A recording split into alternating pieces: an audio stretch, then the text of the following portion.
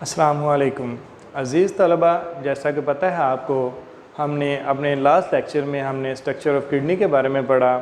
तो आज हम स्ट्रक्चर ऑफ किडनी के आगे मरहले के अंदर आगे चलेंगे। उसमें ये जो हमारे पास एक किडनी है,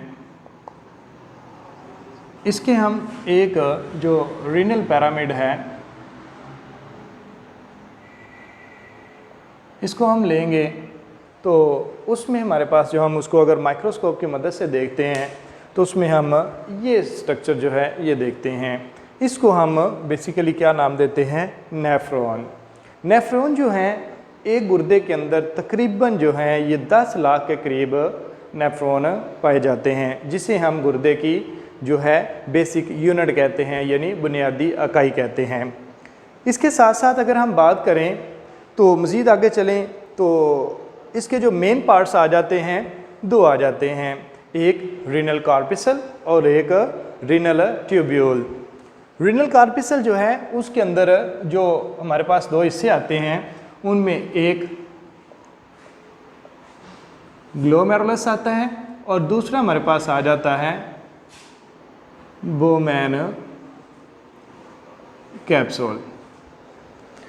अब इनके थोड़े से करैक्टर के बारे में बात करते हैं कि इनका गुर्दे के अंदर क्या किरदार है।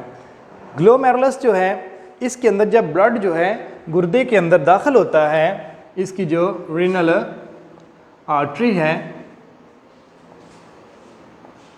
उसके ज़रिए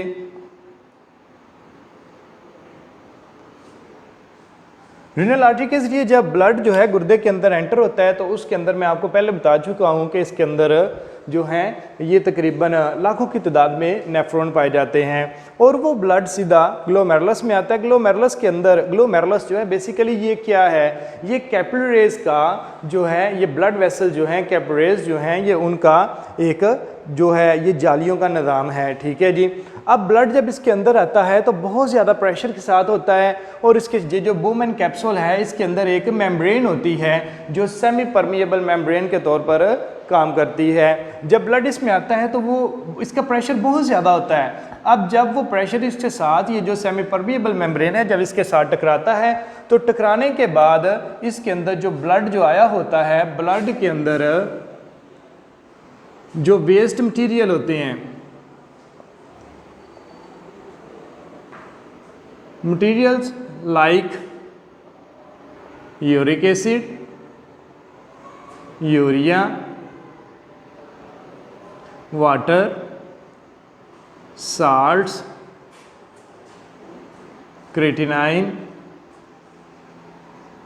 मतलब मतलब कि मुख्तलिफ जो और इसके अंदर जो वेस्ट मटीरियल है वो क्या होते हैं कि वो जनाब ब्लड में से कहाँ पे आ जाते हैं? ये जो कप शेप बनी हुई है जिसे हमने नाम क्या दिया? बोमैन कैप्सूल दिया, इसके अंदर आ जाते हैं। और जो ब्लड है वो जब इसमें से ब्लड में से जब ये सारे जो वेस्ट मटीरियल्स निकलते हैं तो वो वापस जो है रीनल वेन के ज़रिए वो दोबारा वापस बॉडी के अंदर चले जाता है। अब ये जो वेस्ट मटेरियल है ये जनाब वहाँ से बोमैन कैप्सूल से होते हुए, बोमैन कैप्सूल जो है ये भी बग़ैर नालियों के होता है। ठीक है जी, ये कैप्सूल शेप में है। उसके बाद जो आगे वाला हिस्सा है ये जो है इसका रीनल ट्यूब्यूल है, इसके अंदर जो इसका फर्स्ट हिस्सा आ जाता है, पार्ट आता है, उसे हम कहते हैं प्रॉक्सिमल कन्वोल्यूटेड ट्यूब्यूल। अब इसके अंदर आ जाता है। अब यहाँ से होता हुआ ये जनाब ये हमारे पास यहाँ पर ये अगले हिस्से में आ जाता है। अगला हिस्सा जो है उसका हमारे पास जो है उसे हम कहते हैं डिसेंडिंग लिम्ब। उसके बाद ये हमारे पास यहाँ से ये होता हुआ, अब यहाँ भी ये वेस्ट मटेरियल है, लाइक हम इसको ये कह सकते हैं कि वेस्ट मटेरियल जो हैं इसके अंदर हम इसको हम एक नाम दे सकते हैं जिसे हम कहते हैं यूरिन भी हम कह सकते हैं। ठीक है जी। अब ये वहाँ से होता हुआ पहले प्रॉक्सिमल कन्वोल्यूटेड ट्यूब में आता है, प्रॉक्सिमल कन्वोल्यूटेड ट्यूब से होता हुआ ये नीचे वाले हिस्से में आता है। ठीक है जी। इसमें हमारे पास एक ये वाला पार्ट आ जाता है, इसे हम कहते हैं असेंडिंग लिम्ब कहते हैं। अब अगर हम इन दोनों को मिलाते हैं, ये जो हिस्सा है हमारे पास ये वाला आपको नज़र आ रहा होगा कि ये यू शेप में है। किस शेप में है? यू शेप में है। और इसको हम नाम दे देते हैं लॉप ऑफ हेनले।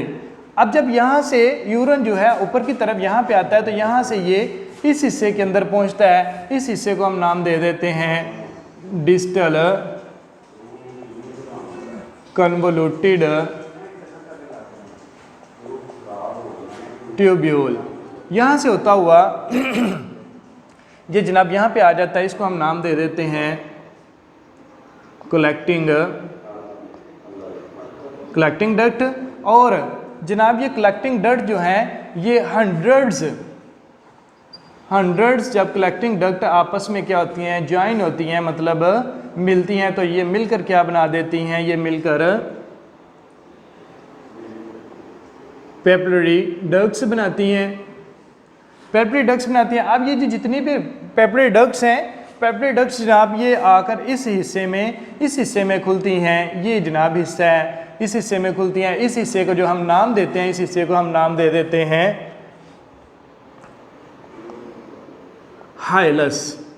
हाइलस का नाम देते हैं। ठीक है जी। इस हाइलस में आती हैं। हाइलस से फिर जनाब ये आ जाती हैं रीनल पेल्विस के अंदर।